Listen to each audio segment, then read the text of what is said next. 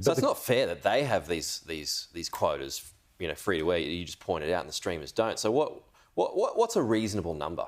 So those are the details the government is consulting on.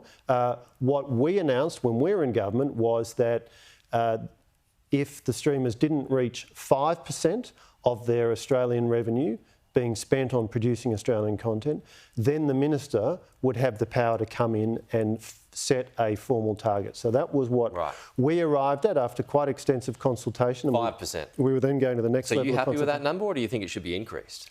Well, that was what we committed to after detailed policy work.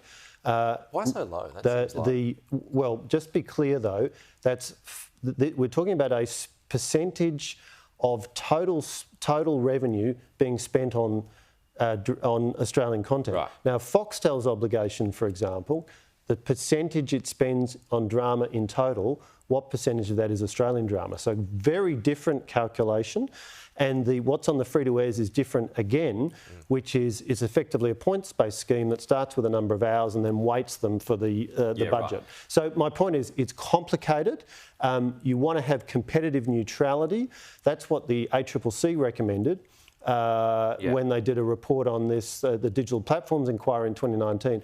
What's unusual about what Labor's doing is we've got the Communications Minister, it would seem, with responsibility for free-to-air and pay TV, and the Arts Minister with responsibility for the streaming services. We need to have competitive neutrality and consistency. So let's start to see some of that. How do you force them to do it? How do you come at them with a big stick when they're the ones who are paying all the bills? The streaming services? Yeah, the streaming jobs. Well, I mean, there's no doubt that Australia has the capacity to do this. We have the legislative power, and we've seen these issues with internet-based businesses of other kinds. That's not the biggest challenge in my view. The question is, what is an appropriate level to set it at?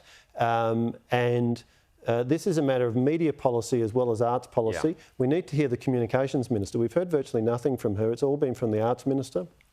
And we need to make sure there is consistency and competitive neutrality across the approach for free-to-air TV, for pay TV and for streamers. If you set it too high, will you chase them out of town? Well, that is a clear risk. That is a risk that needs to be weighed up. And one of the other risks that needs to be weighed up is that does the domestic production sector have the capacity to produce all of what's required? They're already growing sharply in what they're producing. That's great. We wanted the production sector to be bigger. That's why we increased the producer offset for television from 20% to 30%.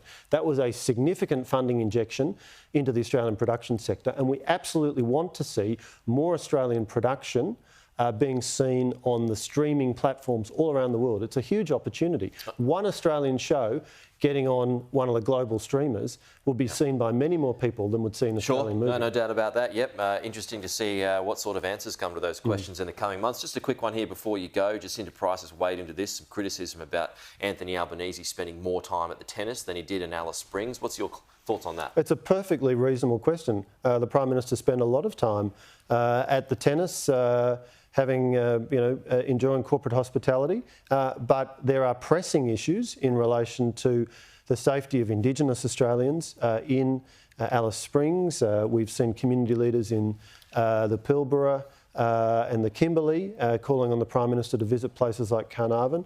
So let's see some focus from the Prime Minister on this pressing issue of public safety. Paul Fletcher, appreciate it. Thank you. We'll talk to you soon.